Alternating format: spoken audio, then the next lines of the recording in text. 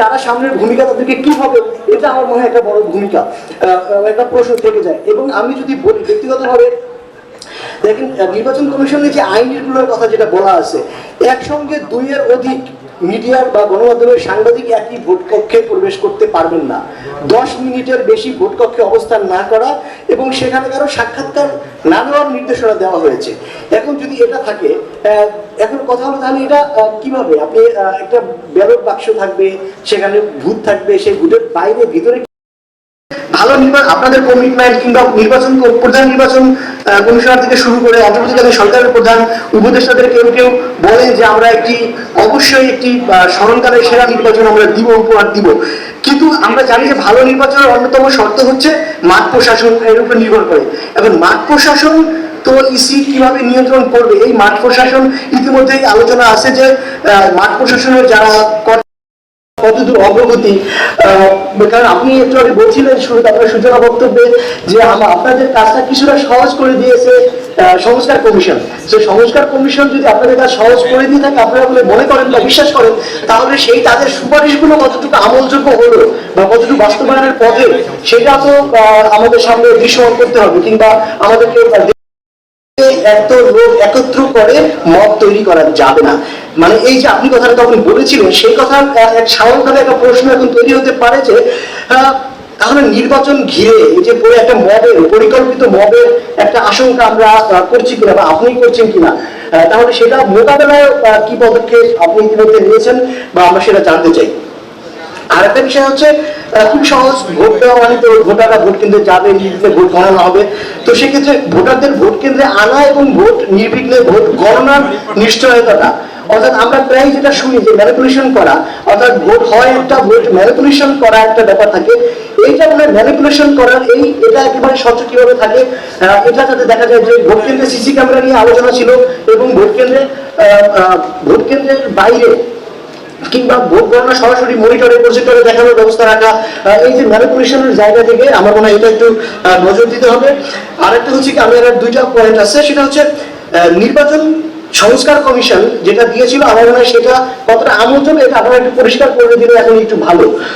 আর আরেকটা একেবারে শেষ কথা, সেটা হচ্ছে 5ই আগস্টের পরে সরকারকে আপনারা এই কমিশনের জায়গা থেকে কোনো সুপারিশ করেছেন কিনা, কিংবা বিগত 3টি কমিশনকে কিভাবে তারা কাজ করেছিল, আপনাদের কিভাবে, আমি আপনাদের একজনের এখানে এই কমিশনে একজন আগে ছিলেন মাহমুদ তালুকদার, তো মাহমুদ তালুকদারকে যখন আমরা দেখতাম, তো মাহমুদ ভাইকে দেখলে আমরা, তিনি লেখক ছিলেন নির্বাচন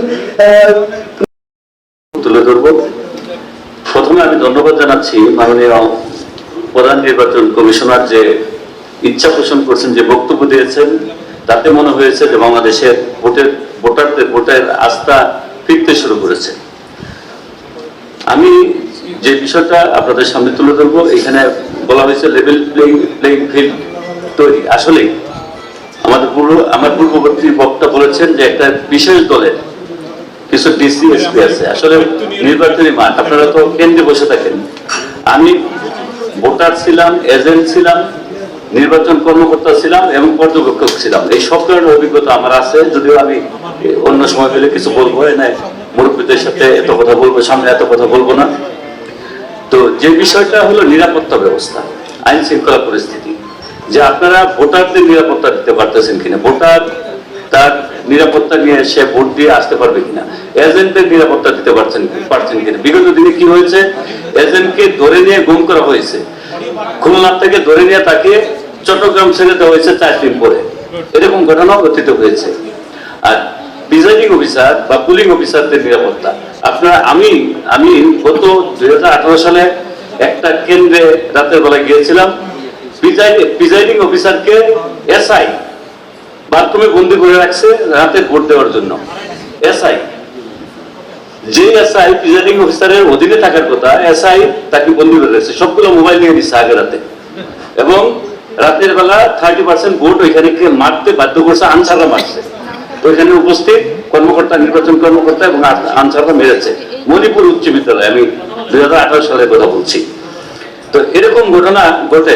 তো এই ক্ষেত্রে আপনারা কি ধরনের পদক্ষেপ নেন, এটা কিন্তু জাতি দেখতে চায়, যে মানুষের, ভোটারদের, এজেন্টদের, প্রার্থীদের বিগত দিনে কি হয়েছে যে প্রার্থীরা তার মনোনয়ন পত্র কিনতে পারে নাই, প্রতিমধ্যে হামলা হয়েছে, পথের মধ্যে হামলা হয়েছে। এই বিষয়গুলো আপনারা যদি নজরে নেন যে প্রার্থীরা কি মনোনয়ন পত্র কিনতে পারবে না জমা দিতে পারবে, এই বিষয়গুলো। তারপর হলো আপনার নির্বাচন যে কর্মকর্তা, আমি একটা মডেল বলবো আপনাদেরকে। 2018 সালে যারা প্রিজাইডিং এবং পুলিং অফিসার হয়েছেন সবাই কিন্তু এসবি এবং পুলিশের অনুমোদন, মানে পুলিশের গোয়েন্দা তথ্যের ভিত্তিতে তাদেরকে করা হয়েছে। অর্থাৎ যারা কেবলমাত্র আওয়ামী লীগ করে তাদেরকে শুধু ওই বছর, আমি আপনাদের আবারও বলছি, 2018 সালে যারা নির্বাচনের দায়িত্ব পালন করছেন তাদেরকে যাচাই বাছাই করে গোয়েন্দা তথ্যের ভিত্তিতে তাদেরকে নির্বাচনের দায়িত্ব দেওয়া হয়েছে। আশা করি ভবিষ্যতে 2018 সালে যারা নির্বাচন করবেন আপনারা একটু দয়া করে তাদেরকে বিরত রাখবেন। 2018 সালে যাদেরকে দেওয়া হয়েছে ওইরকম গোয়েন্দা তথ্যের ভিত্তিতে দেওয়া হয়েছে, আমি প্রমাণ দিতে পারবো। আর আরেকটা বিষয় হলো, আপনারা অনেকে বলছেন যে গণমাধ্যমের কথা, গণমাধ্যম অনেক উপকারে আসে। আমরা যেহেতু নির্বাচনের সংবাদ সংগ্রহ করতে গেছি, অনেক আক্রমণের শিকার হয়েছি। তো আমি উত্তরে একটা সেন্টারে গেছি, আমার বাংলা বিষয়ের ক্যামেরা তাড়াতাড়ি পালান, এখানে আক্রমণ হবে, একটু পরেই আক্রমণ হয়েছে, সমকালে সাংবাদিক আক্রান্ত হয়েছে, ভাগ্যক্রমে আমি বেঁচে গেছি। তো নির্বাচনে যদি আপনারা অবাধে সাংবাদিকদের ঢুকতে না দেন তাহলে আপনাদের এই সংবাদ সংগ্রহ করবো কেমনে? প্রিজাইডিং অফিসাররা তো টাকা খেয়ে আগের রাতে বুক হয়ে থাকতে পারে। আগের রাতেও সাংবাদিকদের ঢুকার একটা বিধান দেওয়া উচিত, কারণ আগের রাতে ভোটের রেওয়াজ দেশে হয়ে গেছে, ভবিষ্যৎ হবে কিনা সেজন্য নির্বাচনে যারা সাংবাদিক, আর এখন আমাদের নির্দিষ্ট সাংবাদিকের বাইরেও অনেক কিছু কিন্তু উঠে আসে, যেরকম ফেসবুক, ইউটিউবে বিভিন্ন ভাবে প্রত্যেকের হাতে হাতে এখন দামি ক্যামেরা আছে, মোবাইল আছে, ইচ্ছা করলে তারা কিন্তু অনিয়মগুলো তুলে ধরতে পারে। সুতরাং এই অবাধ স্বাধীনতা গুলো আপনারা খর্ব করবেন না। নির্বাচনের যারা অনিয়ম করে তাদের অনিয়মগুলো যেন তুলে ধরতে পারে সেই বিষয়গুলো আপনারা একটু নজরে রাখবেন। পরিশেষে যে আমরা বলছি যে লেভেল প্লেইং ফিল্ড আমরা এনশিওর করব, লেভেল প্লেইং ফিল্ড আসলে কার জন্য? নির্বাচনে যারা লড়বেন তাদের জন্য তো লেভেল প্লেইং ফিল্ড, তাই তো? জনতা যারা ভোট দিতে যাবে তাদের জন্য তো লেভেল প্লেইং ফিল্ডের দরকার নেই। কিন্তু আমার একটা প্রশ্ন, যে 5ই আগস্টের পরে আপনারা রাস্তাঘাটে যান, রাস্তাঘাটে দেখেন বড় বড় বিল্ডিং গুলো কাদের দখলে? বড় বড় বড় যারা প্রভাবশালী নেতা তারা দখল করে নিয়েছেন। আপনি কুদ্দুস মিয়া যখন নির্বাচন করতে যাব আমাদেরকে কেউ চিনবে না। 1.5 বছর ধরে তাদের যে বড় বড় বিলবোর্ড, তারা যে একটা বিরাট প্রভাব বিস্তার করছে মানুষের মনের ভিতরে, রাজনৈতিকভাবে সেই প্রভাব খেলছে, সেটা আমরা কিভাবে লেভেল প্লেইং ফিল্ড করব?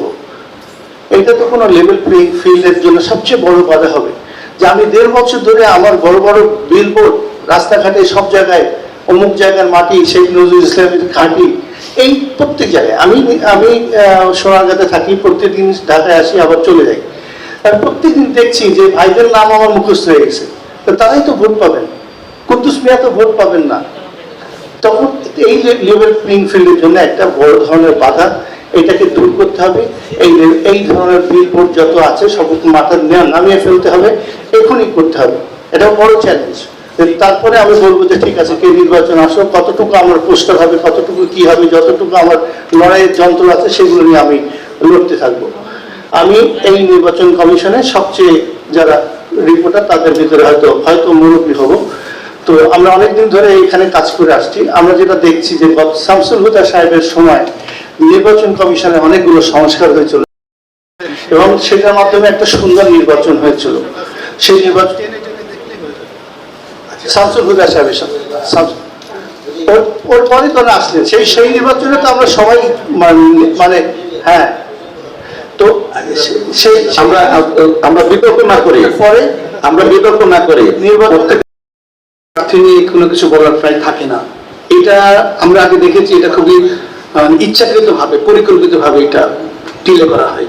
আমার একটা সুপারিশ হলো, প্রার্থী তার হলফনামা দেওয়ার সঙ্গে সঙ্গে যেন এটা ওয়েবসাইটে আপ করা হয়, এতে তার ভোটার এবং পুরো দেশের মানুষ ওই প্রার্থী সম্পর্কে যাবতীয় তথ্য যেন জানতে পারে, সেই ব্যবস্থাটা উন্মুক্ত করা নির্বাচন কমিশনের দায়িত্ব। এটা যেন খুব স্ট্রিক্টলি করা হয়। আরেকটা জিনিস হলো, আমি অনেকদিন রিপোর্টার ছিলাম, দেখেছি যে ইলেকশন কমিশন এক ধরনের নির্দেশ দেয় সাংবাদিকদের সামনে প্রকাশ্যে বা গণমাধ্যমের সামনে বা টেলিভিশনের সামনে, কিন্তু কেন্দ্রের ভেতরে বা অন্য বিভিন্ন জায়গায় অনেক গোপন নির্দেশ থাকে, নানা ধরনের গোপন নির্দেশ থাকে। এই কমিশন যেহেতু একটা স্বচ্ছ নির্বাচন করার প্রতিশ্রুতি নিয়ে আসছে, কমিশনের কাছে আমাদের অনুরোধ থাকবে কোনো ধরনের কোনো গোপন নির্দেশ না দেওয়া হয়। এটা অনেক সময় আমরা দেখেছি যে কেন্দ্রে এক কথা কেন্দ্রের লোকজন বলেন আমাদের সঙ্গে এরকম ইনস্ট্রাকশন আছে, কিন্তু হয়তো কমিশন প্রকাশ সেরকম বলেনি। এরকম যেন কিছু না বলা হয়, মানে কমিশনের কাজে যেন কোনো লুকোছাপা না থাকে। হতে পারে নির্বাচন অস্বচ্ছ হোক, কিন্তু কমিশন যেন স্বচ্ছ থাকে, মানুষ যেন বিশ্বাস করে যে কমিশন নির্বাচনটা ঠিক মতন করেছে, এই বিশ্বাস যেন মানুষের তৈরি হয়। আমাদের কাছে এখনো অনেক লোক জিজ্ঞেস করে, ভাই ইলেকশন হবে তো? এইটার কারণ মানুষের মনে এখনো ভীতি আছে, আর ভীতিটা খুব সংক্রামক, খুব দ্রুত ছড়ায়। এই ভীতিটা যেন না থাকে, সেটা একটা কমিশনের দায়িত্ব, এই পরিবেশটা তৈরি করা। তার আগে বলি যে আমরা যে আশঙ্কার কথা প্রকাশ করছি সেটা হচ্ছে যে নির্বাচন হবে কি হবে না, এই বিষয়টি আসলে রাজনৈতিক বিষয়। যে রাজনীতিতে যারা রাজনীতি এখন মাঠে আছেন তাদের সিদ্ধান্তের উপরে নির্ভর করে নির্বাচনটা কিভাবে হবে, এবং রাজনৈতিক ক্ষমতায় আপনাদের এই নির্বাচন কমিশনের ক্ষমতাকে নির্ধারণ করে। গত 3 টার্মে সেটাই ঘটেছে, যে কারণে সুষ্ঠু নির্বাচন হয়নি বা করতে পারেনি। এই সরকারের যে সুযোগটা রয়েছে, নির্বাচন কমিশনের যে সুযোগটা রয়েছে, সেটা হচ্ছে যে তার উপরে কোনো অর্পিত কোনো দায়িত্ব নেই। যে সরকার ক্ষমতায় রয়েছে তার আগামীতে নির্বাচন করার কোনো ইচ্ছে নেই বা ক্ষমতা আসার ইচ্ছা নেই, বলে অবাধ নিরপেক্ষ নির্বাচন করার ক্ষেত্রে তাদের উপর কোনো বাধা নেই। এখন যারা নির্বাচনে অংশীজ, তারা কিভাবে নির্বাচনে অংশগ্রহণ করবে তার উপরে আগামী দিনের নির্বাচন নির্ভর করছে। আমরা মনে করছি যে হ্যাঁ, আগামী নির্বাচনটা সুষ্ঠু এবং স্বাভাবিক হবে। এখন এখানে কয়েকজন প্রশ্ন করেছেন আমাদের সম্পাদক ভাইয়েরা, যে বিশাল যে একটা জনগোষ্ঠী যারা ফ্যাসিস্টের সমর্থক, আসলে বিশাল এখন তারা আছে কিনা সেই প্রশ্নটাই রয়ে যাচ্ছে। কেননা এই 16 বছরের নিষ্পেষণ, গুম, হত্যা, খুন দেখতে দেখতে মানুষ আর ওই ফ্যাসিস্টের সমর্থক নেই। সেই সংখ্যা হয়তোবা 8 সালে ছিল 46%, এখন সেটা 5% নেমে এসেছে কিনা সেবার এবার ভোটের মাধ্যমে প্রমাণ হবে। সুতরাং ভোটটা সুন্দরভাবে হওয়া দরকার। এবার আমি আসি আর একটি প্রশ্নে। আমার ব্যক্তিগত অভিজ্ঞতায়, আমার ছেলের আমি পাসপোর্ট রিনিউ করতে গেলাম যখন, তখন বললো যেহেতু বয়স 18 হয়েছে তাহলে তার এনআইডি লাগবে। আমি এনআইডি করতে যেয়ে দেখি যে আমার এলাকা দিয়ে যারা ভোটার লিস্ট করেন তারা চলে যাচ্ছেন। আমি জানি না, এখানে মাইকিংও হয়নি, কোনো ক্যাম্পেইনই হয়নি। পরে আমার রিপোর্টের মাধ্যমে যোগাযোগ করে আমি আমার ছেলের জন্য এনআইডি করে। এবং সব সময় আমরা দেখলাম যে নির্বাচনের সময় সাংবাদিকদেরকে নানান ধরনের প্রতিবন্ধকতা সৃষ্টি করে। বর্তমান কমিশনও একই পথে হাঁটছেন। বিশেষ করে সাংবাদিক যে নীতিমালাটা আপনারা করছেন, এটা একেবারেই সাংবাদিক বান্ধব না, সুষ্ঠু নির্বাচন বান্ধব না। আমি শুধু এতটুকু বলবো, এটা দ্রুত সমাধান করুন। পাশাপাশি আগামী নির্বাচন সুষ্ঠু ও অবাধ করতে হলে নির্বাচন কমিশনকে আরো বেশি দায়িত্বশীল বলতে অর্থাৎ ক্ষমতাবান হইতে হবে। আমরা বিগত নির্বাচনগুলো দেখছি, অনেক সময় অনেক নির্বাচন কমিশনার, বিশেষ করে মাহবুব আলম কি বলে যে মাহবুব স্যার যখন কমিশনার ছিলেন, উনি কোনো কোনো জেলার যখন নির্বাচন দায়িত্বে ছিলেন, আমরা অনেক জেলায় গেছি। আমি 17টা জেলায় নির্বাচন কভার করছি গত 15-20 বছরে। দেখলাম মানে অনেক সময় নির্বাচন কমিশন চাইলেও সুষ্ঠু নির্বাচন করতে পারে নাই। এর অন্যতম কারণ পুলিশ কোনোভাবেই সাহায্য সহযোগিতা করে না। কমিশন একটা নির্দেশনা দেয়, মাঠ পর্যায়ে চিত্র সম্পূর্ণ ভিন্ন। সেই ক্ষেত্রে আমি বলবো আগামী নির্বাচন যাতে জনপ্রশাসন এবং স্বরাষ্ট্র মন্ত্রণালয়ের সম্পূর্ণ নির্বাচন কমিশনের অধীনে রেখে আপনারা নির্বাচনটা পরিচালনা করেন। এটা একটা আমার পয়েন্ট। আরেকটা বিষয়, ব্যালট বাক্সগুলো সংরক্ষণ কিভাবে করবেন, এটা একটা বিষয়। এটা আমার একটা পয়েন্ট। কারণ একদিনে সারা দেশে নির্বাচন হইলে আইন শৃঙ্খলা বাহিনী আমাদের এত বেশি নাই যে পর্যাপ্ত প্রোটেকশন দিতে পারবেন। সেই ক্ষেত্রে আপনারা এটা ভাবতে পারেন। দ্বিতীয়ত হলো, নির্বাচনের সময় আমরা দেখছি গত 4টা সংসদ নির্বাচনের সময় আওয়ামী লীগের লোকজন বাছাই করে অর্থাৎ বিভিন্ন সময়ে আওয়ামী লীগের আমলে যে নিয়োগগুলো হয়েছিল, সরকারি নিয়োগ, ওই নিয়োগ প্রাপ্ত কর্মকর্তাদের প্রিজাইডিং পুলিং অফিসার হিসাবে নিয়োগ দিছে। ফলে ওই প্রিজাইডিং অফিসারও নির্বাচনে একটা বড় ধরনের কারচুপি করছে। সেই ক্ষেত্রে আমি আপনাদের কাছে অনুরোধ রাখবো, আগামী সংসদ নির্বাচনে যারা প্রিজাইডিং অফিসারের দায়িত্ব পালন করবেন, ওই লোকগুলো, ওই সরকারি কর্মকর্তারা যাতে কোনোভাবে আওয়ামী লীগের আমলে নিয়োগপ্রাপ্ত কর্মকর্তা না হয়। তৃতীয়ত আরেকটা বিষয় হলো, প্রিজাইডিং অফিসারের অনুমতি ছাড়া এখানে আইন শৃঙ্খলা রক্ষাকারী বাহিনীও ভিতরে কেন্দ্রে ঢুকতে পারে না। আমি 2018 সালে সংসদ নির্বাচন, 2018 সালে বরিশাল সিটি কর্পোরেশন মেয়র নির্বাচন কাভার করতে গিয়েছিলাম। তখন বিএনপির মেয়র প্রার্থী ছিলেন মজিবুর রহমান সারওয়াত। ওনার বাসার পাশের একটা কেন্দ্রে যখন উনি ভোট দিতে গেলেন, ওনাকে তখন ছাত্রলীগ যুবলীগ ওনার উপর হামলা করলেন। আশেপাশে পুলিশ, র্যাব, বিজিবি দাঁড়ায় থাকলো, কেউ কোনো এগিয়ে আসলো না ওনাকে রক্ষা করতে। তখন আমি অনেকটা নিজেই র্যাবকে বললাম যে ভাই, ওনাকে উপর হামলা করতেছে প্রার্থীর উপর, আপনারা যান। তখন ওরা আমাদেরকে বললো যে প্রিজাইডিং অফিসার না ডাকলে আমরা কেন্দ্রের মধ্যে যেতে পারি না। এখন প্রশ্ন হইল, এই যে হ্যাঁ আইনটা হয়তো আপনারা ভালোর জন্য করছেন, এখন একজন প্রার্থীকে মেরে ফেলতেছে, পুলিশ যদি বলে, আইন শৃঙ্খলা বাহিনী যদি বলে প্রিজাইডিং অফিসার না ডাকলে আমি কেন্দ্রে যাব না, তাহলে প্রিজাইডিং অফিসার তো ওই ফ্যাসিস্ট আওয়ামী লীগ দোষর ছিল, সেটা ডাকে নাই। এই বিষয়টা আপনাদেরকে একটু মাথায় রাখতে হবে যে কেন্দ্রে যদি মারামারি, বড় ধরনের দুর্ঘটনা বা বড় ধরনের সংঘর্ষ হয়, সেই ক্ষেত্রে কি আইন শৃঙ্খলা বাহিনী কি প্রিজাইডিং অফিসারের ডাকের অপেক্ষা করবে না? আমাদের প্রিয় শিক্ষক ভাই একটা জ্ঞান দিয়েছেন যে সে করে বিস্তর বিচারকে করে বিস্তর। তো এই উপদেশটা মাথায় রেখে আমি আমার বক্তব্য দিচ্ছি এবং অতি সংক্ষেপে। আমি শুধু একটা বিষয়ে করবো যে নির্বাচনের মৌসুমে কিছু কিছু গল্পকার দেখা যায় বিভিন্ন জেলায়। এই গল্পকাররা আমাদেরকে শোনান যে 2500 ভোট 35 মিনিটে কাস্ট হয়ে গেছে, অথবা আমরা সারাদিন শুনলাম যে 7000 ভোটে আবু তাহের পিছিয়ে আছে। সন্ধ্যায় ঘোষণা করা হয় যে 3000 ভোটে আবু তাহের সাহেব জয়লাভ করেছেন। এই যে রূপকথাগুলো আমরা শুনি, এই রূপকথাগুলোর পিছনে কারা কাজ করেন, এই গল্পের উপাদান কারা জোগাড় করেন, সেটা আমি আমার নিজের ব্যক্তিগত অভিজ্ঞতা থেকে বলতে পারি যে দুই ধরনের ভদ্র সন্তান এই গল্পের উপাদানগুলো তৈরি করেন। এরা একজন হলেন ওসি, আরেকজন হলেন ডিসি। আমি মাননীয় সিইসির কাছে অনুরোধ করব, এই দুই ধরনের ভদ্র সন্তান সম্পর্কে তারা যেন অত্যন্ত সজাগ থাকেন এবং তাদের এই নষ্টমিগুলো যাতে নিয়ন্ত্রণ করেন, খুব কড়া হবে আর কি। এই জন্য আমি এই নির্বাচন কমিশনের জন্য প্রার্থনা করি আল্লাহর কাছে। যেমন আমার মনে আছে যে 1979 সালে আয়াতুল্লাহ খামেনি যখন ফ্রান্স থেকে তেহরানে এলেন, এসে উনি তেহরানের সবচেয়ে বড় যে কবরস্থান, সেখানে শহীদদের কবর জিয়ারত করতে গিয়েছিলেন। ওই কবর জিয়ারতে তিনি প্রার্থনা করেছিলেন, হে আল্লাহ, তুমি আমেরিকার কালো হাতগুলো অবশ করে দাও। আমিও সিইসির পক্ষ হয়ে আল্লাহর কাছে অনুরোধ করবো, আল্লাহ সিইসিকে এমন শক্তি দাও যাতে তাদের দুই হাত এমন শক্তিশালী হয়, যারা রূপকথা তৈরি করে তাদের যাতে তাদের টুট চেপে ধরতে পারে এই কমিশন। ধন্যবাদ। আমরা বাংলাদেশে ভোট দিব মিলেমিশে, কিন্তু চলতি বছরের ভোটার দিবসের প্রতিবাদ্য ছিল বর্তমান নির্বাচন কমিশনের। আমরা এখানেই শুনেছি অনেক জায়গায় ভোটার তালিকার প্রচারণা হয়নি। এই কেন প্রচারণা হয়নি তার দুটো উদাহরণ দিব আমি। নির্বাচন কমিশন বারবার গণমাধ্যম কর্মীদের সামনে বলেন যে গণমাধ্যম কর্মীরা তাদের বন্ধু, কিন্তু ইলেকশন কমিশন অনেক সময় গণমাধ্যমের সাথে বৈষম্যমূলক আচরণ করে। যদিও এখন বৈষম্য মুক্ত বাংলাদেশের কথা আমরা বলছি, সবাই সেই চিন্তা করছি। আমি দুইটা উদাহরণ দিব।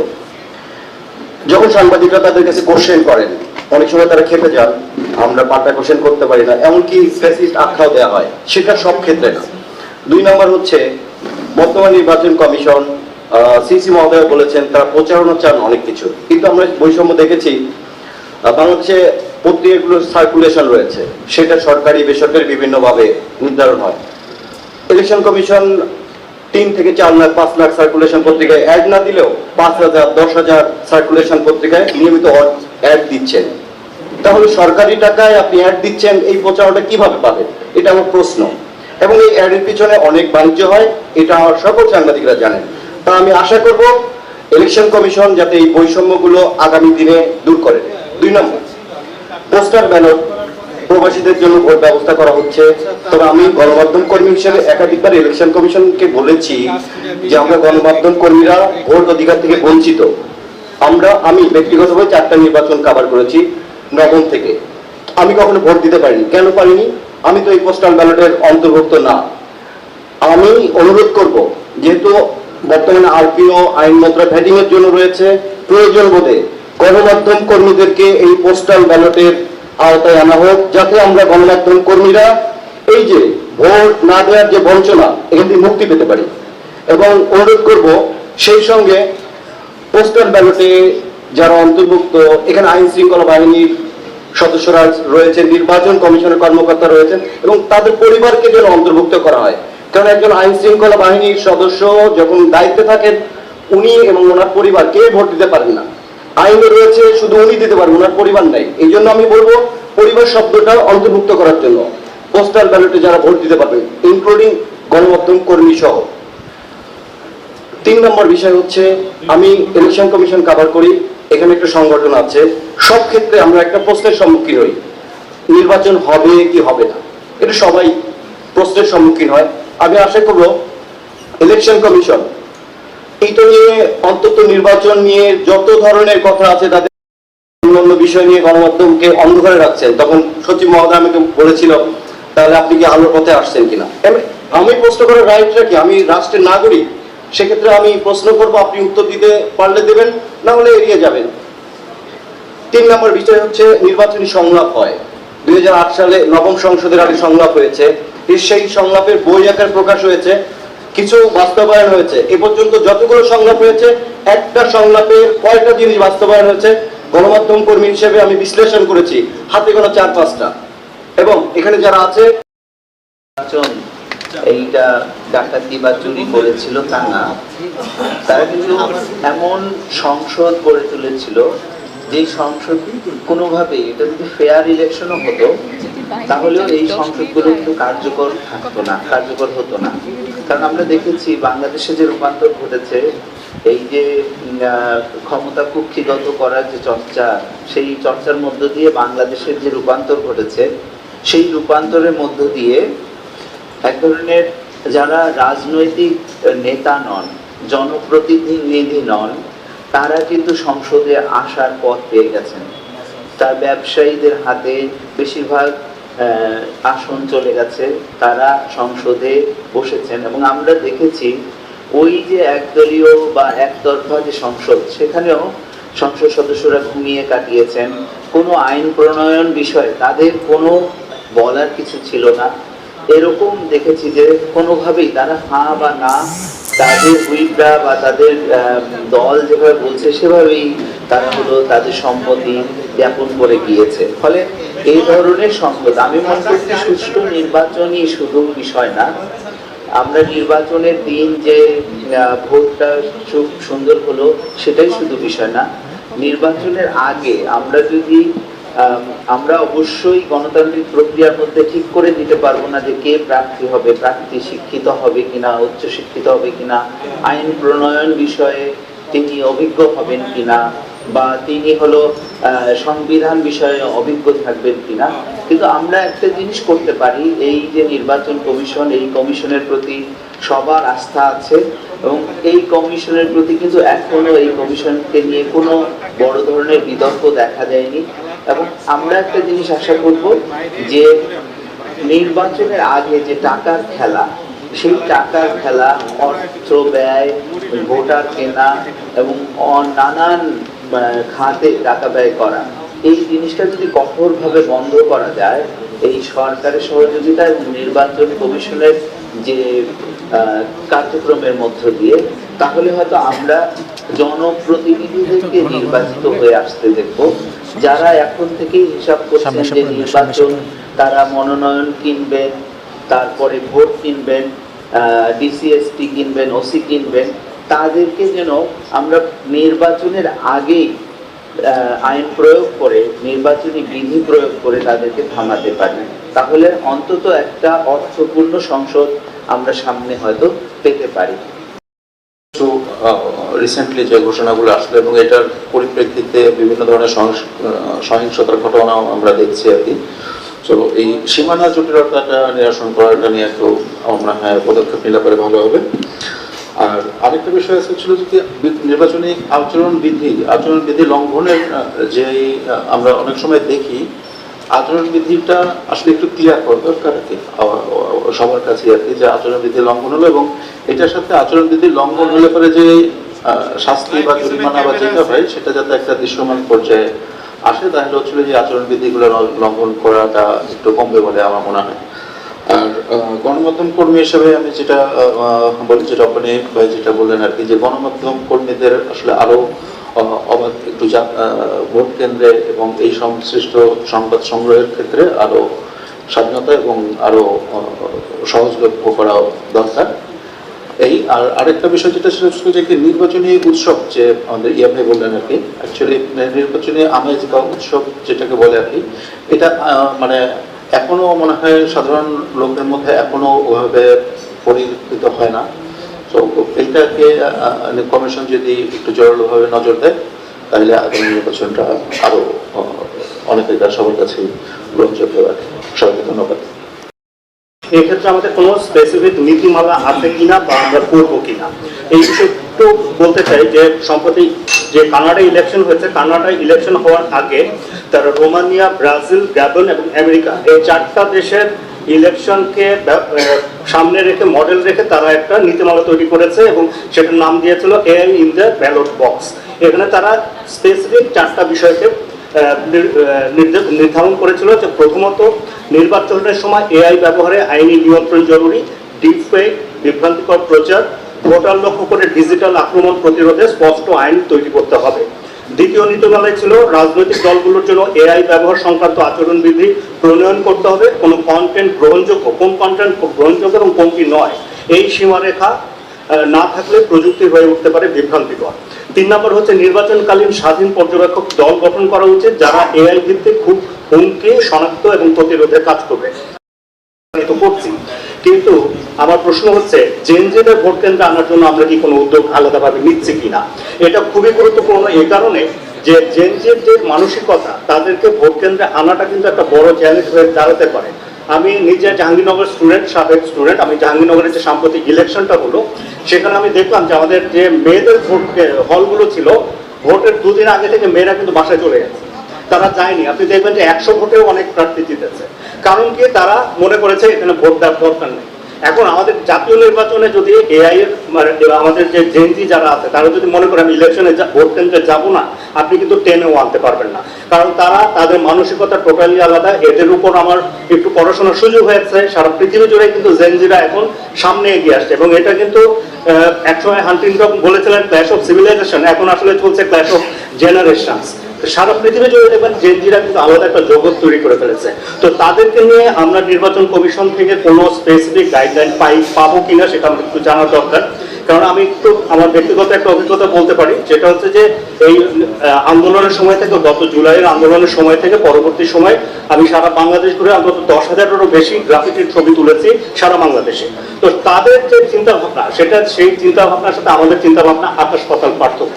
স্পেসিফিকলি আপনি যদি ঢাকার বাইরে যান, ঢাকার বাইরে যে গ্রাফিটিগুলো আমার দেখার সুযোগ হয়েছে, আমি শুধু একটা উদাহরণ দিই। সুনামগঞ্জের একদম গ্রাম অঞ্চলে একটা গ্রাফিটিতে লেখা দেখলাম যে মরার ভোট, রাতের ভোট। কি জিনিস? কাছে গিয়ে দেখে ভূতের ছবি এঁকে রেখেছে, ভূত ভোট দিচ্ছে। তো এই যে তাদের যে চিন্তা ভাবনা, তারা কিন্তু ভোট নিয়ে সবকিছু নিয়ে খুব সচেতন। এখন আপনারা যদি এই বিষয়ে উদ্যোগ না নেন, জেনজির সংখ্যা বাংলাদেশে 5 কোটি, তো 5 কোটি ভোটার, তাদের মেন্টালিটি আমাদের মেন্টালিটি দিয়ে, আমাদের জেনারেশন মেন্টালিটি দিয়ে তাদেরকে কিন্তু বিচার করা যাবে না। তাদেরকে আকর্ষণ করার জন্য দয়া করে যদি কোনো উদ্যোগ নেন আমরা খুব খুশি হবো। আমার 4 মিনিট শেষ হয়ে গেছে, আপনাদেরকে অনেক অনেক ধন্যবাদ। নির্বাচন কমিশন এবং আমার সহকর্মীবৃন্দ, আসসালামু আলাইকুম। আমরা বাংলাদেশে 12টি নির্বাচন দেখেছি। এই 12টি নির্বাচনের মধ্যে গুটি কয়েক নির্বাচন ছাড়া প্রতিটি নির্বাচনই বিতর্কিত নির্বাচন ছিল এবং গত 3টি নির্বাচন তো এটা নির্বাচনের কোনো সংজ্ঞাই পড়ে না। আমাদের মাননীয় প্রধান উপদেষ্টা ডক্টর মোহাম্মদ ইউনূস, উনি তার স্বপ্ন প্রকাশ করেছেন। তিনি বলেছেন যে উনি একটি ইতিহাস সেরা সুন্দর নির্বাচন দেখতে চান। আমরা এটা আশাবাদী যে এই নির্বাচনটা খুব সুন্দর একটা নির্বাচন হবে। তবে এই নির্বাচনটা যদি সুন্দর একটা নির্বাচন করতে হয় তাহলে নির্বাচন কমিশনকেই সবচেয়ে বোল্ড স্টেপ নিতে হবে।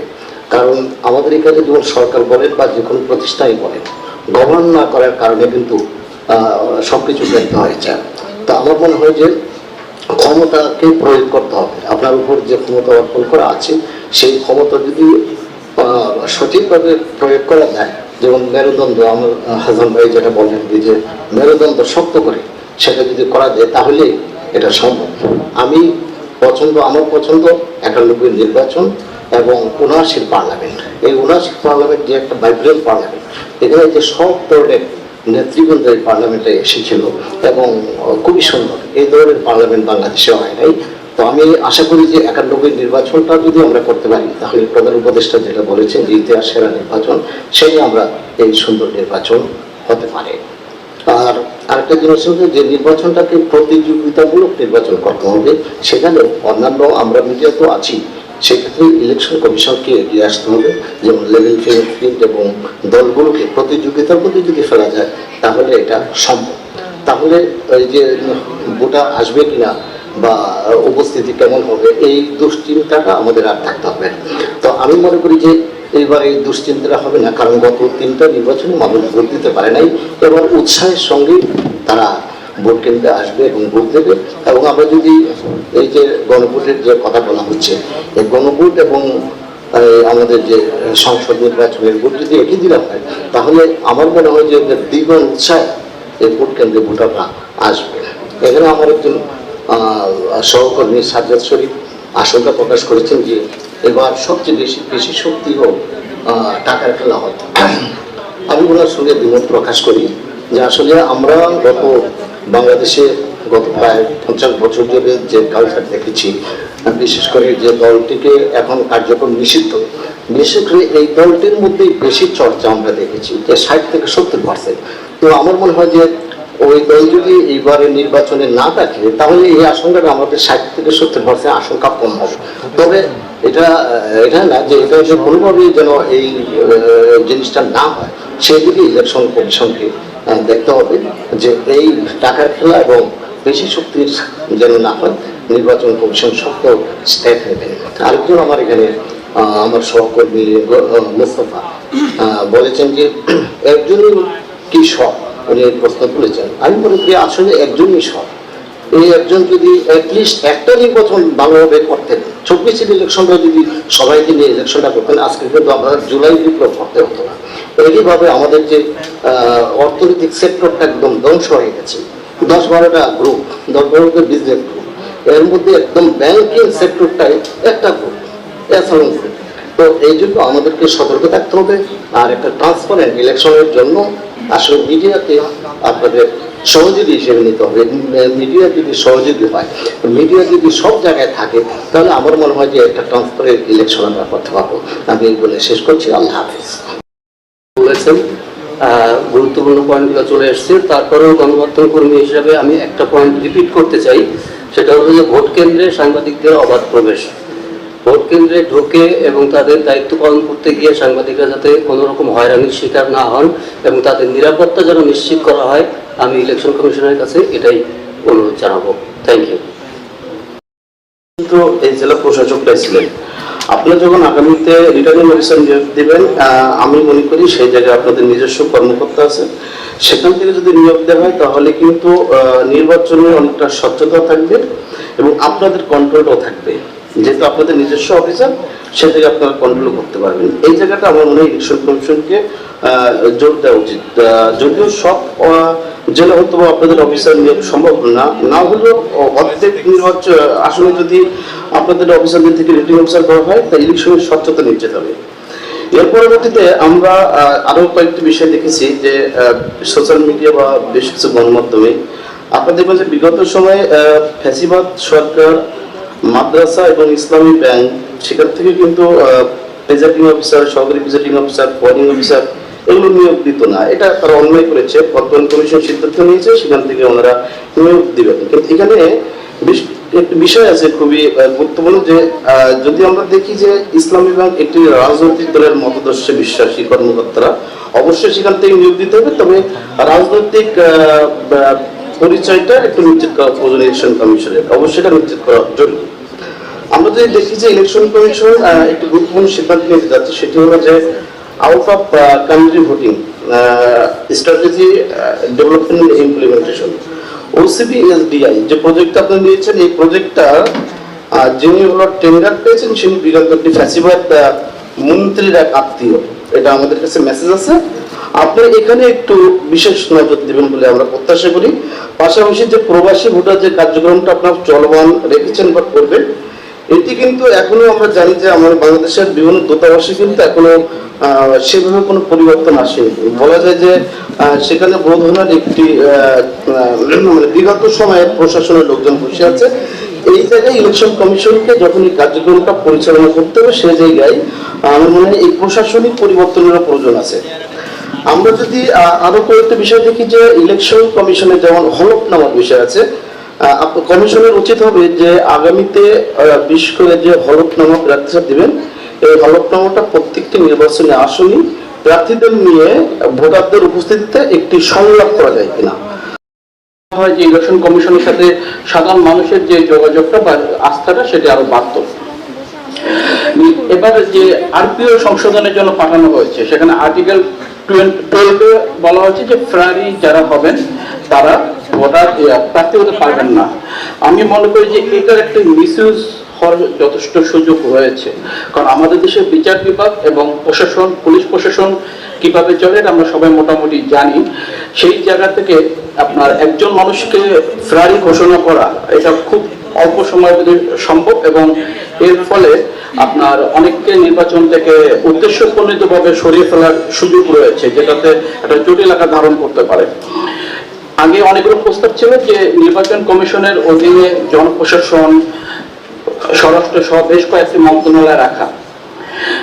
তখন অবশ্য দলীয় সরকার ছিল, এখন তত্ত্বাবধায়ক সরকারের অধীনে নির্বাচন হবে। তবুও নির্বাচনের যে করসপন্ডিং গুলো সুবিধার্থে এই মন্ত্রণালয়গুলো যেগুলো বেশি নির্বাচন। আশাবাদী মানুষ এখানে যিনি এখন আজকের সভায় সভাপতিত্ব করছেন এবং প্রধান নির্বাচনী কমিশনার, আমরা এক সময় সহকর্মী ছিলাম কিছুদিনের জন্য এবং ব্যক্তিগতভাবে আমি তাকে চিনি এবং আমি জানি তিনি একজন সজ্জন ব্যক্তি, ভালো মানুষ, সৎ মানুষ, দক্ষ মানুষ। তবে একটি সুষ্ঠু অবাধ নিরপেক্ষ নির্বাচন কন্ডাক্ট করবার জন্য আরেকটি গুণাবলী খুব বেশি দরকার, সেটা হচ্ছে কাঠিন্য দরকার হবে, শক্ত হওয়ার প্রয়োজন হবে। তিনি একটু বেশি ভদ্র মানুষ, নমনীয় মানুষ। আমি আশা করব প্রয়োজনীয় কাঠিন্য অবলম্বন করতে সুষ্ঠু নির্বাচনের জন্য তিনি পিছপা হবেন না।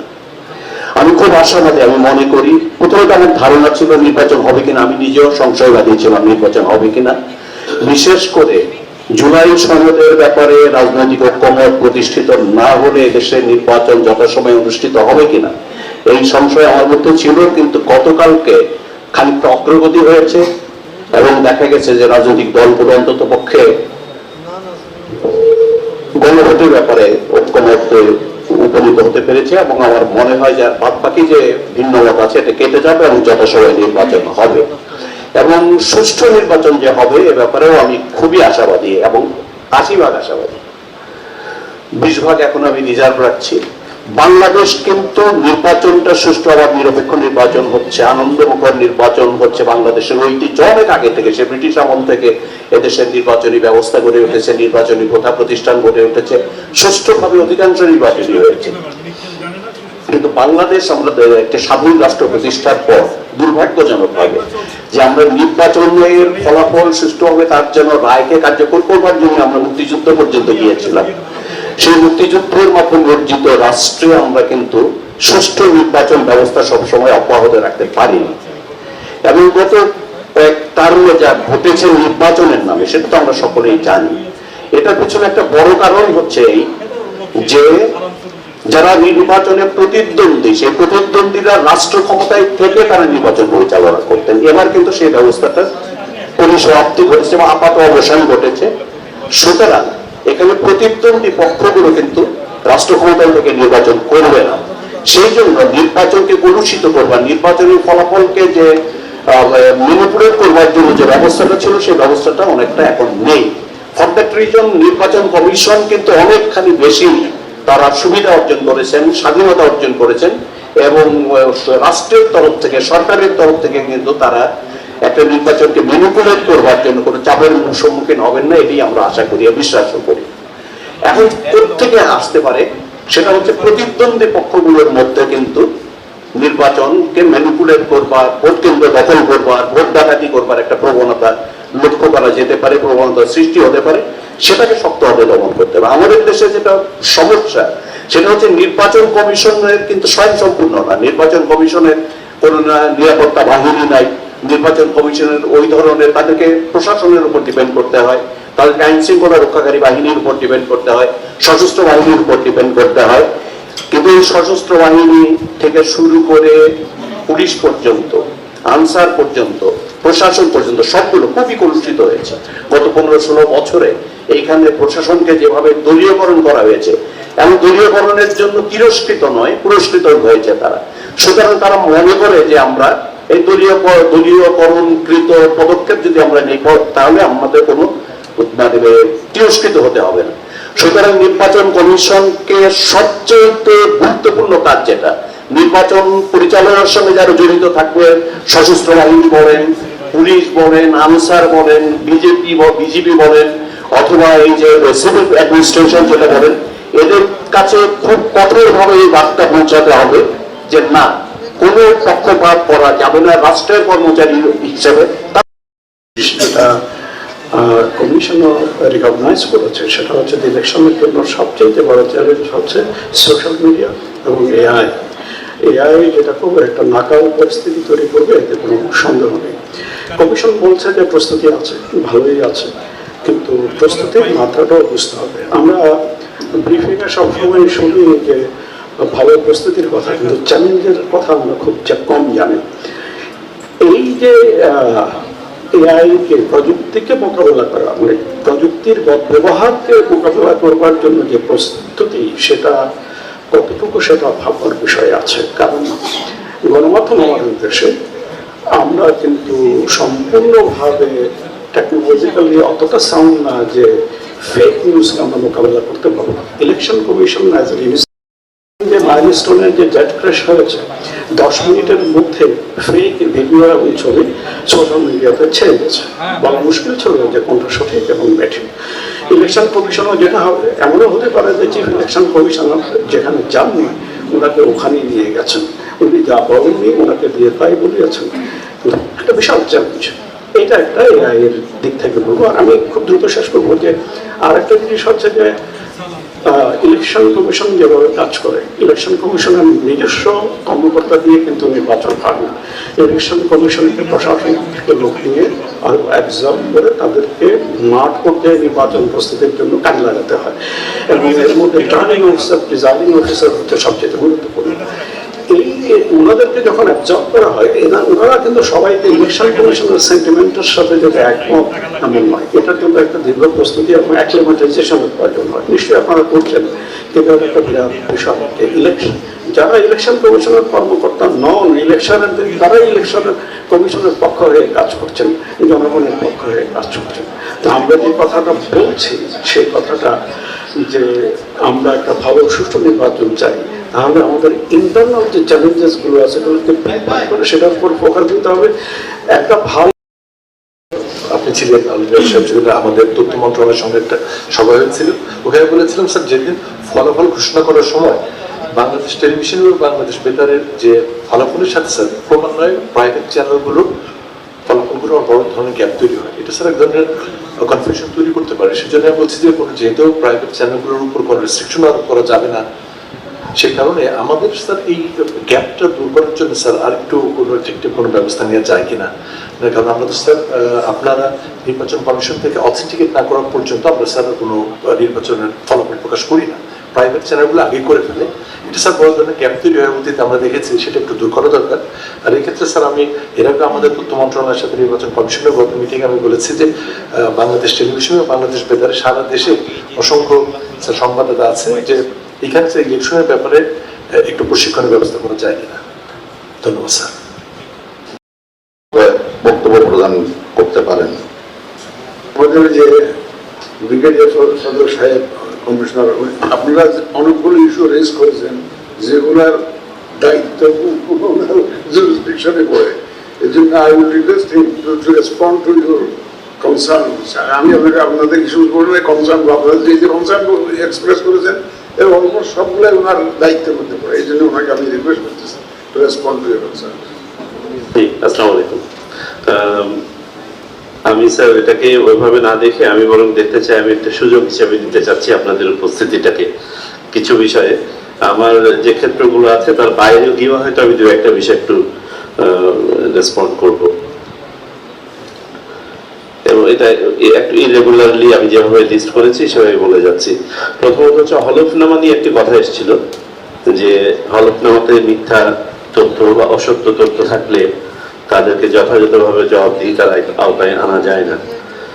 আপনাদের অবগতির জন্য জানাচ্ছি যে আমরা এবারে আরপিওর যে সংশোধনী প্রস্তাব করেছি সেই প্রস্তাবের মধ্যে শুধু ওই সময়ের জন্য নয়, যে সময়কালের অফিসের জন্য তিনি নির্বাচন করলেন, অর্থাৎ 5 বছর সময়কালের মধ্যেও যদি কখনো প্রমাণিত হয় যে তার হলফনামায় অসত্য তথ্য ছিল, তাকে রিকল করা যাবে এবং নির্বাচন কমিশন যথাযথ তদন্তের মাধ্যমে এমনকি তার প্রার্থিতা বাতিল সহ নির্বাচিত সংসদ সদস্যের সংসদ পদ স্ক্র্যাপ করে দিতে পারবে। আমরা এই বিধানটা প্রস্তাব করে আমরা আরপিও সংশোধনী প্রেরণ করেছি।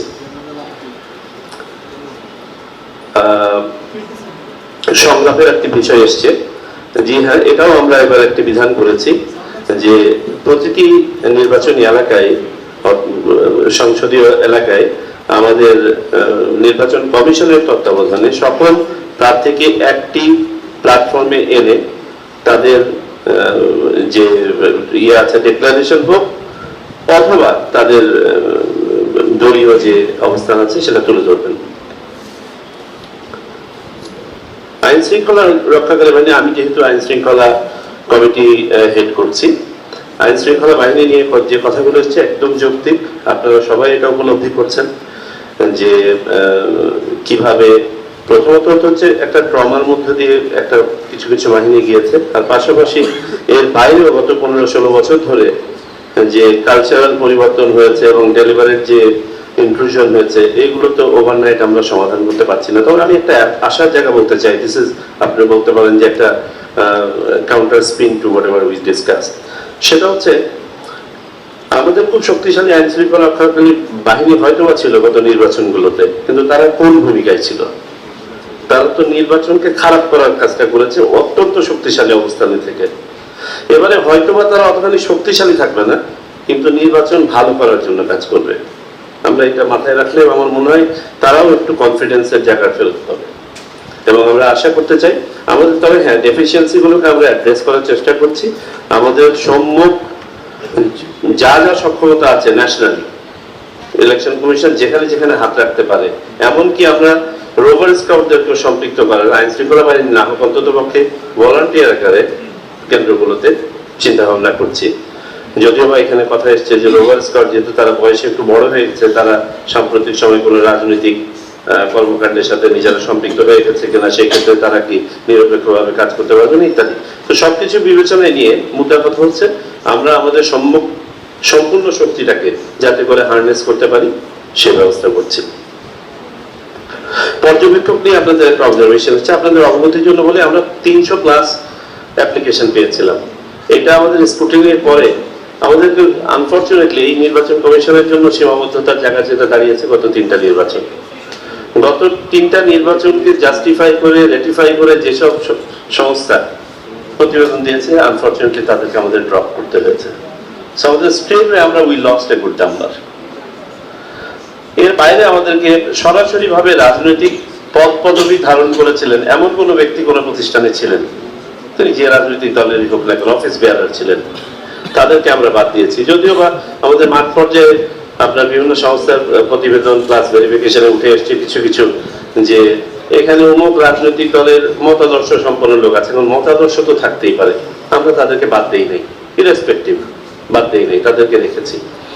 কিছু কিছু আপনাদের যে তালিকা এসছে যে তাদের কর্মকাণ্ডের অস্তিত্ব নাই, অফিসের অস্তিত্ব নাই, এগুলো আমরা আমলে নিব। আমাদের যে প্রতিবেদনগুলো এসছে নিউজ পেপারে যদি দেখি যে সত্যিকার অর্থে এদের কাছ থেকে পাওয়ার তেমন কিছুই নেই, definitely they will not be included. এই জন্যই কিন্তু এই গণবিজ্ঞপ্তিটা দেওয়া। এই বিজ্ঞপ্তির আলোকে আমরা যে যে অবজারভেশন গুলো পাবো সেগুলো টেলর করে দেবো। মানে আমাদের 318টা বা 28টা থেকে এসে 73-এ দাঁড়িয়েছে। এখন এখান থেকে আরো কিছু বাদ দেবো, আমাদের পর্যবেক্ষক সংখ্যা অতীতে আমরা দেখেছি যেগুলো অ্যাভারেজ ইলেকশন বা বিলো অ্যাভারেজ ইলেকশন হয়েছে সেগুলোতেও লক্ষাধিক অবজারভার ছিল, ভালো নির্বাচনে 2 লক্ষাধিক অবজারভার ছিল। তা আমরা যদি সংস্থাগুলোর সংখ্যা একদম কমিয়ে ফেলি তাহলে পরে এটা আমাদের জন্য একটা ডিফিকাল্টিও তৈরি করতে পারে, যে কারণে আমরা যতটুকু ফ্লেক্সিবিলি সম্ভব আমরা উই অ্যাপ্রোচ, বাট যেগুলো নো গো এরিয়া আমাদের জন্য রেড লাইন, সেই রেড লাইনগুলো আমরা অতিক্রম করি নাই। যেমন একটা তো আপনাদের উদাহরণস্বরূপ বললাম, সীমানা নিয়ে একটি কথা এসছে, যে সীমানা নিয়ে আমাদের স্পষ্টীকরণ। দেখুন, সংস্কার কমিশনের প্রতিবেদনে ছিল, ওনাদের প্রস্তাবনার মধ্যে ছিল ওয়েস্টার্ন মডেলটাকে ওনারা মূলত রেফার করে বলেছিলেন নির্ধারণ করা। আমরা সেটার সাথে হাবলি দ্বিমত পোষণ করে আমরা কোনো পার্সেন্টেজই রাখতে পারি না একটা পর্যায়ে। বাস্তবতা হচ্ছে 10% ভেরিয়েশন করতে গেলে বাংলাদেশের 250-টির অধিক আসনকে কাটাছেঁড়া করতে হবে। আর বাংলাদেশের রাজনৈতিক বাস্তবতা এবং সামাজিক এবং সাংস্কৃতিক বাস্তবতা তো ভিন্ন। আমাদের এমপিদের রোল এবং মানুষ কি এটা পারসিভ করে ভিজাভি ওয়েস্টার্ন আপনার ওয়েস্টমিনিস্টার মডেলে অন্যান্য ওয়েস্টার্ন ডেমোক্রেসিতে এমপিদের ভূমিকা এবং তাদের মানুষজন কি পারসিভ করে, এটা তো সম্পূর্ণ ভিন্ন। সেই বাস্তবতা আমরা এটা যেখানে সম্ভব সেখানে আমরা হাত দেওয়ার চেষ্টা করেছি। মাত্র 5টা নিয়ে বিতর্ক হচ্ছে, কেউ কেউ যেহেতু আদালতে গিয়েছেন, আমি সেটা সাবজুডিস ম্যাটার নিয়ে আমি কমেন্ট করতে চাই না। শুধু একটা উদাহরণ দেই আপনাদেরকে, তাহলে বুঝতে পারবেন যে ব্যাপারটা সম্ভবত সীমানা সংক্রান্ত নয় বলে আমাদের কাছে প্রতীয়মান হয়েছে। পাশাপাশি দুটো সংসদীয় আসন 1,60,000 ভোটের পার্থক্য। আমরা দুটো ইউনিয়নকে একটা আসন থেকে যেখানে বেশি আছে সেখান থেকে সরিয়ে পাশের আসনের সাথে সংযুক্ত করার ফলে 45,000 ভোট এদিকে আসাতে এই ব্যবধানটা 70,000-এ নেমে এসছে। এটা মানতে নারাজ হতেই পারে, যৌক্তিক কারণ থাকতে পারে এলাকার, কিন্তু এটি কেউ কোনো এক্সেপশন নয়। বাংলাদেশে অন্তত পক্ষে 43টা এরকম আসন আছে যেখানে উপজেলা ভেঙে দুটো আসনে আপনার বন্টন করা হয়েছে। আমরা যেটা করি নাই, ইউনিয়ন ভাঙি নাই, আমরা পৌরসভাগুলোকে ভাঙি নাই, সিটি কর্পোরেশন ভেঙেছে ডেফিনেটলি, যেহেতু এটা বড় এলাকা, উপজেলা ডেফিনেটলি ভেঙেছে। তো তারপরে যখন এটা হয়েছে তখন জেবেল ছিল, Jebel personally went to the area and came back and gave me a feedback also. আমরা we are in constant communication with our RFAT brothers colleagues.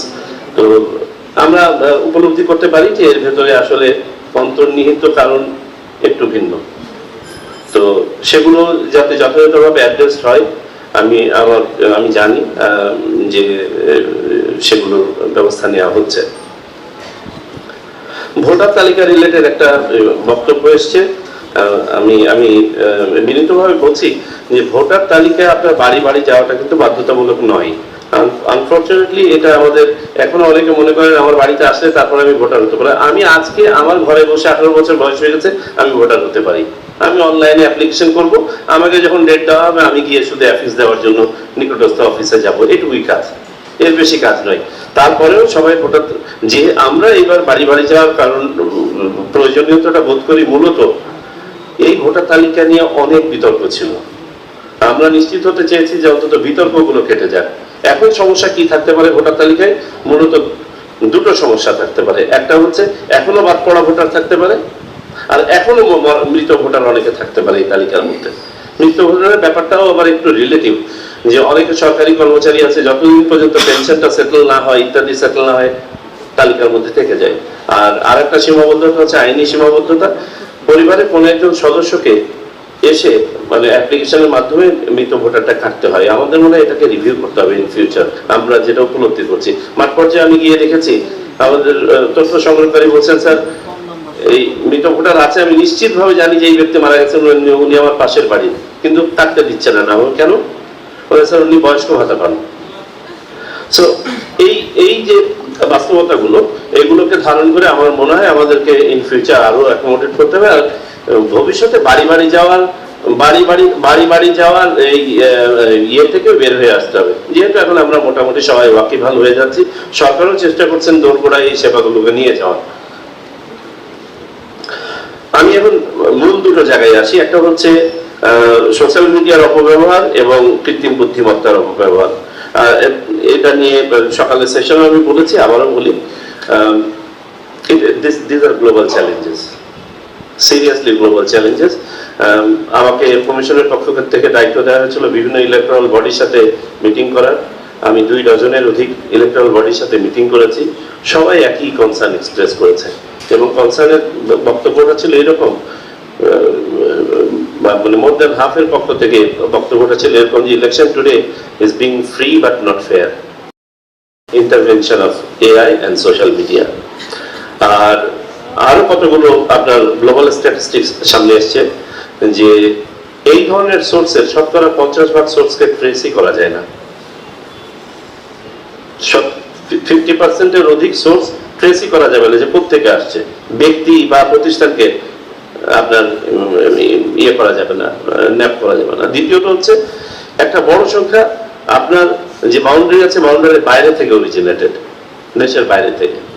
তাহলে কি করতে হবে? আবার ওইদিকে মেটা সহ অন্যান্য যেসব প্রতিষ্ঠান আছে, আমি বিটিআরসি চেয়ারম্যানের সাথেও মিটিং করেছি, অন্যান্য যেসব প্রতিষ্ঠান আছে প্রতিষ্ঠানগুলো তাদের আপনার যে স্ট্যান্ডার্ড সেট করেছে থ্রেশহোল্ডটাকে অনেক নিচে নামিয়ে দিয়েছে।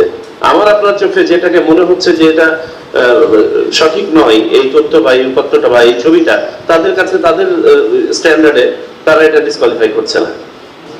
So this are some of the challenges. তাহলে কি করবো? আপনারা কিন্তু ইউর কথা বলেছেন, জি আমরা ইউ যাদের মাধ্যমে ফান্ডিং করছে, বাই দ্য ওয়ে ইউ কিন্তু ইলেকশন কমিশনকে কোনো ফান্ডিং করে না।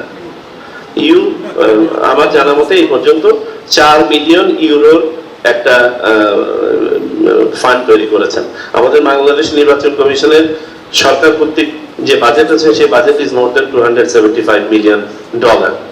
So compare to this that is nothing. But your যে ফান্ডটা আছে এই ফান্ডটা তারা ব্যবহার করে থাকেন স্থানীয় এনজিওদের মাধ্যমে, আর আইফেস নামে একটি প্রতিষ্ঠান আছে সেই আইফেস এর মাধ্যমে। তো যেহেতু আইফেস কে ইউ ব্যবহার করেন, আইফেস এর আমরা টেকনিক্যাল অ্যাডভাইসটা নিয়েছি। আর আইফেস এর অ্যাডভাইসটা মোর অফ আপনার সাবজেক্টিভ অ্যাডভাইস, ওদের কোনো স্পেসিফিক ক্যাপাসিটি বা কোনো টেকনোলজিক্যাল কোনো প্ল্যাটফর্ম তারা ডিপ্লয় করার সক্ষমতা তাদের নাই। টেকনিক্যাল প্ল্যাটফর্ম ডিপ্লয় করার সক্ষমতা আছে ইউএনডিপির, আমরা ইউএনডিপির সেই প্ল্যাটফর্মটার সহায়তা নিচ্ছি। পাশাপাশি আমরা আমাদের বাংলাদেশে যেসব সক্ষমতা আছে, পুলিশ, আপনার বিটিআরসি রেগুলেটরি সক্ষমতা, বিটিএমসি গোয়েন্দা সংস্থা সমূহ, তাদেরকে ইন্টিগ্রেট করে ইনশাআল্লাহ আমরা একটা স্ট্রাকচার দাঁড় করাচ্ছি সেন্ট্রালি এবং আপনার গ্রাউন্ড লেভেলে। আশা করি এতে করে যেটা হবে ইনফরমেশন ফ্লোটা ভালো হবে। এখন তাহলে আমাদের স্ট্র্যাটেজি কি হতে যাচ্ছে? আমাদের স্ট্র্যাটেজিটা প্রাথমিকভাবে আমরা যেটা চিন্তা করেছি যে আমরা রেস্ট্রিকটিভ কোনো মেথডে যাব না, যে শাটডাউন করে দেওয়া বা ইন্টারনেটের আপনার স্পিড স্লো ডাউন করে দেওয়া, ব্যান্ডউইথ কমিয়ে দেওয়া ইত্যাদি। এটা 1-2 দিন সমাধান দিতে পারে। How about 3-4 months? এই 3-4 মাস ধরে তো এই কর্মকাণ্ড চলবে, তখন আমরা কিভাবে করবো? তো আমাদের প্রাইমারি অ্যাপ্রোচটা হবে, হ্যাঁ যাদেরকে আমরা স্পট করতে পারবো তাদের ব্যাপারে আইনি যে ব্যবস্থা আছে সেই ব্যবস্থা নেওয়া হবে, including taking it out readily.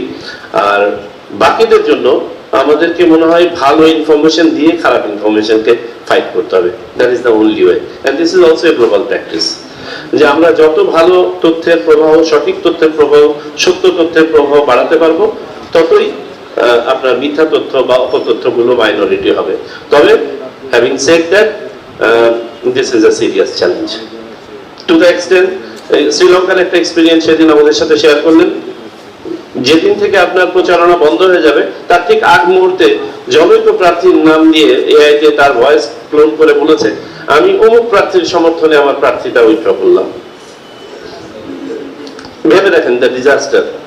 So চরিত্র হনন, আপনার এই ধরনের কোন প্রবণতা, বা আমরা যে প্রবাস থেকে ভোট আনছি, ধরেন ফেক অনেক ব্যালট ছাপিয়ে দিল ইউটিউবে, ফেসবুকে দিয়ে বলল অমুক দলের পক্ষে ঢেউ উঠেছে প্রবাসী ভোটে। And how do you handle this? So আমাদের প্রবাসী ভোটটা নিয়ে বলছি যে এটা হওয়ার সুযোগ নাই, তারপরে তো এটা হতে পারে। এটা নিয়ে আমরা চিন্তা করেছি যে প্রবাস থেকে ভোট আসলো, ভোটটা তো অনেক আগে কাজ করছেন, প্রায় 20-21 দিন আগে কাজ করছেন উনি ভোটটা, বাংলাদেশে ভোটের দিয়ে তো উনি তার মেইলটা পাঠাচ্ছেন। এই মেইলটা আসার আগে যদি এই ধরনের একটা আবহ তৈরি করে দেয় তাহলে এটা সমস্যা করতে পারে কিনা। দিস ইজ এইগুলো হচ্ছে কারণ, যে কারণে সার্বিকভাবে এটা একটা বৈশ্বিক চ্যালেঞ্জ হিসেবে দাঁড়িয়েছে। আমি সকালে এই স্ট্যাটিস্টিকটা শেয়ার করেছি। লাস্ট জার্মান ইলেকশনে 88% ভোটার্স থট দিলে যে তাদের ইলেকশন ফ্রি হবে না, ফেয়ার হবে না। বিকজ অফ দিস রোমানিয়ার election had to be called of,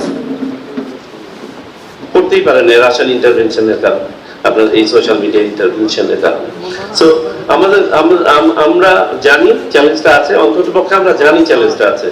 চ্যালেঞ্জটা মোকাবেলার সক্ষমতার যদি কথা বলি, সাউথ আফ্রিকান এক্সপিরিয়েন্স আবারও শেয়ার করি।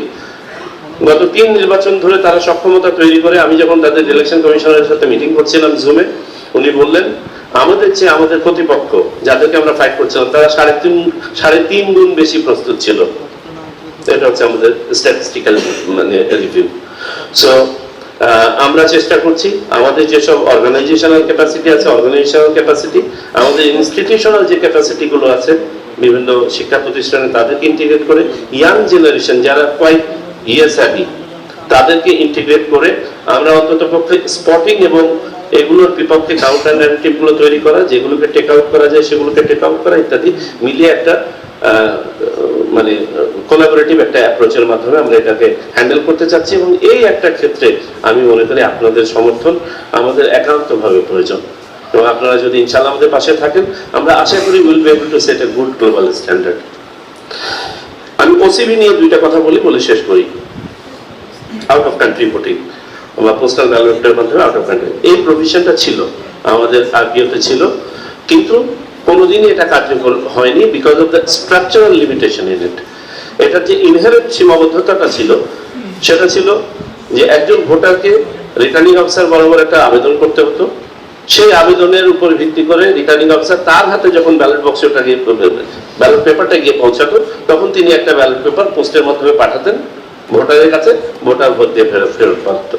এখন বাস্তবতা কি, আমরা চূড়ান্ত প্রার্থী তালিকা আপনার নিশ্চিত করি প্রার্থী উইথড্রলের পরে অ্যারাউন্ড 20-21 দিন আগে ভোটের 3 সপ্তাহ আগে। এরপরে ব্যালট পেপার ছাপাতে সময় লেগে যায় 8 থেকে 10 দিন। তারপরে যায় এটা রিটার্নিং অফিসারের কাছে, রিটার্নিং অফিসারের কাছে যদি ফাস্টেস্ট টাইমেও যায় বাকি থাকে হাতে 7 থেকে 10 দিন। এই 7 থেকে 10 দিনের মধ্যে পৃথিবীর কোনো জায়গা থেকেই পোস্ট অফিসের পোস্টাল মিনসে ডাক পাঠিয়ে ভোট এনে ভোট আনা সম্ভব নয়। আমাদের ন্যূনতম যে সময়টা লাগে সেটা হচ্ছে 28 দিন যাওয়া এবং আসা। সো এমন অবস্থায় আমরা একটা হাইব্রিড সলিউশন বের করেছি। হাইব্রিড সলিউশনটা হচ্ছে প্রথমত হচ্ছে ভোটারকে এখন আর হাতে লেখা কোনো আবেদন করতে হবে না, আমরা ওটার জন্য একটা অনলাইন প্ল্যাটফর্ম তৈরি করছি। অনলাইন প্ল্যাটফর্মে আউট অফ কান্ট্রি ভোটিং এর জন্য তিনি অ্যাপ্লাই করবেন। অফকোর্স তাকে একজন ভোটার হতে হবে, তালিকাভুক্ত ভোটার হতে হবে। এটা করার পরে আমরা এই তালিকা ধরে তাদের কাছে রিটার্নিং অফিসারের কাছ থেকে নয়, ঢাকা থেকেই ব্যালট পাঠানোর ব্যবস্থা করব। Returning officer will be connected through his assistant returning officer in this process. পুরো এক্সারসাইজটা কমপ্লিট করবে আমাদের বাংলাদেশ ডাক বিভাগ, এবং বাংলাদেশ ডাক বিভাগ একটা গ্লোবাল ইউনিয়নের মেম্বার। এই global union universal postal union আছে ইউপিইউ, তাদের অন্যতম একটা প্রধান কাজই হচ্ছে পোস্টাল ব্যালটের এক্সারসাইজ সম্পূর্ণ করা।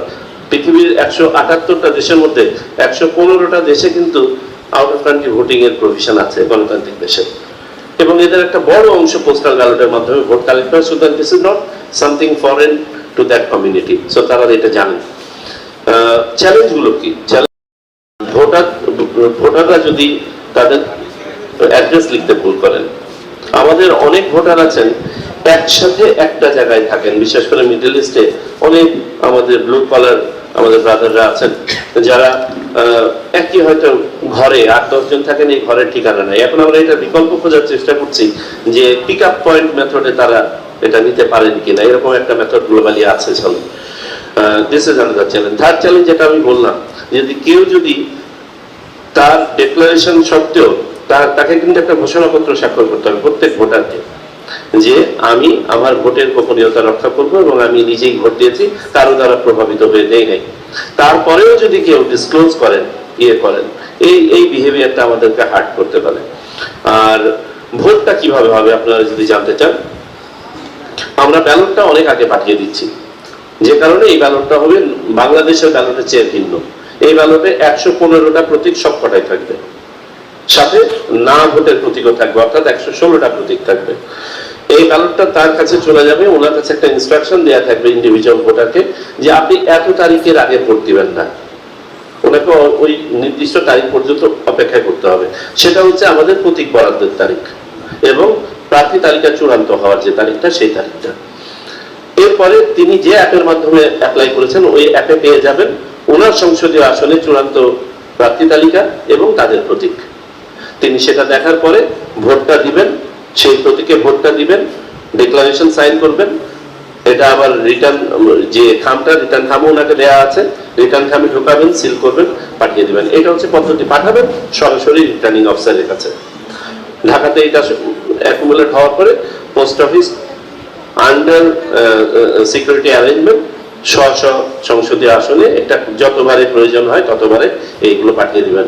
রিটার্নিং অফিসার প্রত্যেকটা মেইল যেহেতু ট্রেসেবল, এগুলো কিউআর কোড থাকবে, ওনার কাছে পাঠানো যে তালিকা আছে সেই তালিকা অনুযায়ী মিলিয়ে দেখবেন এবং এটা বক্সে জমা করতে থাকবেন। ভোটের দিন যখন অন্যান্য ব্যালট গণনা হবে সেদিন এই ব্যালটও গণনা হবে। এইটা হচ্ছে সামগ্রিক ব্যবস্থা। এরপরে ভেঙে বিস্তারিত জানতে চাইলে ইউ আর মোস্ট ওয়েলকাম, আমরা যে কোনো সময় এক্সপ্লেন করতে পারি।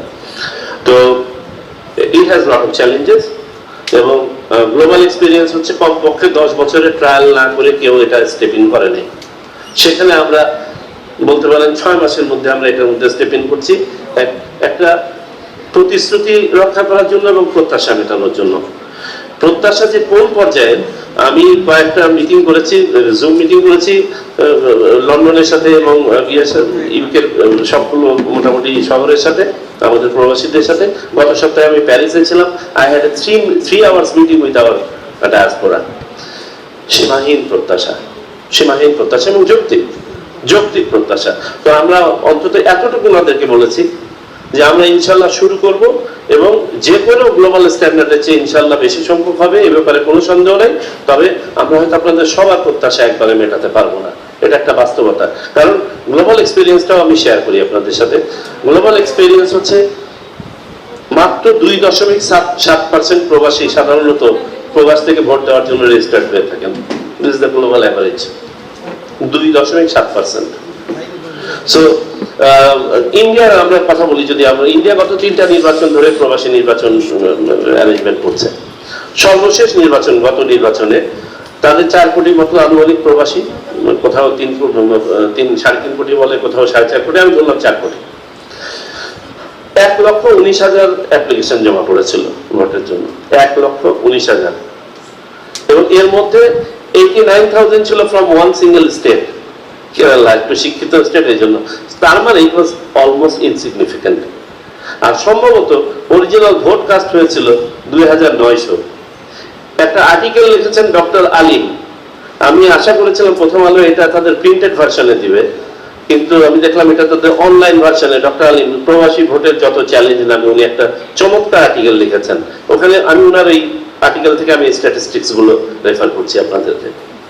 তো আমি এটা তুলে ধরলাম এই জন্য যে আমরা অনেক প্রত্যাশা নিয়ে একটা বড় জায়গাতেই করেছি, সাথে কিছু চ্যালেঞ্জও আছে। তবে আমরা সবাই মিলে যদি ইনশাল্লাহ কাজ করি এবং সঠিকভাবে জনসচেতনতা সৃষ্টি করতে পারি, ইনশাল্লাহ we will set a very good standard which others can follow. Thank you. বলেছেন এই জন্য একজন কি বলছেন মনে নাই আমার কাছে, ক্যানাডিয়ান হাই কমিশনার আমার সাথে দেখা করতে এসেছিলেন। ওনার কাছ থেকে আমি সাহায্য চেয়েছিলাম যে তোমরা তো রিসেন্ট ইলেকশন করলাম, আমাদেরকে একটু সাহায্য করো, how to address the abuse of AI. তোমরা তোমাদের দেশে ইলেকশন করছো, it is serious problem in my country as well. আমরা অনেক চেষ্টা করেছি, আইন কানুন করেছি, অনেক কিছু করেছি, করার পরে বেশি একটা কন্ট্রোল করতে পারি না, কিছুটা কমিয়েছে, কিন্তু উই ক্যানট ক্লেম সাকসেস। কারণ আমাদের we have to face lot of travel with AI, and you will also have to face those travel unless you are prepared to address it as best as possible. তো দেখলাম যে উনিও আমাকে ভরসা দিতে পারেন নাই ওনার, কারণ সাফার করেছেন, এটা আমাকে বলেছেন high commissioner mister Abhijit Singh. Anyway অনেক আপনাদের মূল্যবান পরামর্শ এসছে, আমি আর সময় নেব না। আমাদের এই যে ওনারা নামাজ টামাজ পড়ে আসছেন, আর একজন কোর্স করতেছিলেন চলে গেছেন, নামাজ পড়ে এসে আসছেন, আমি নামাজও পড়তে পারিনি। তা আমি আর সময় নিই না, আপনাদের মূল্যবান সময় দেওয়ার জন্য আন্তরিক মোবারকবাদ রইল এবং আশা করি ভবিষ্যতে আপনাদেরকে আমরা ডাক দিলে পাবো, চাইলে পাবো, সেই পাবো। সকালবেলা বলেছিলাম যে আমরা নিজের ঢোল আর নিজে বাজাতে চাই না, আমাদের পক্ষে হয়ে আপনারা ঢোল একটু বাজাবেন, যে একটু বাজাবেন, যে আমরা একটা সুন্দর নির্বাচন উপহার দিতে চাই, এই ঢোলটা আপনারা একটু বাজাবেন আমাদের পক্ষ হইয়া। কারণ আমাদের আন্তরিকতার কোনো অভাব নেই, চেষ্টারও ইনশাআল্লাহ ত্রুটি থাকবো না, আমার একদম চেষ্টারও ত্রুটি থাকবে। গিভেন দ্য লিমিটেশন ইলেকশন জাতিকে উপহার দিতে আপনাদের সহযোগিতা চেয়ে আমি আমার বক্তব্য শেষ করছি। আল্লাহ হাফেজ। আবার ধন্যবাদ আপনাদের সবাইকে।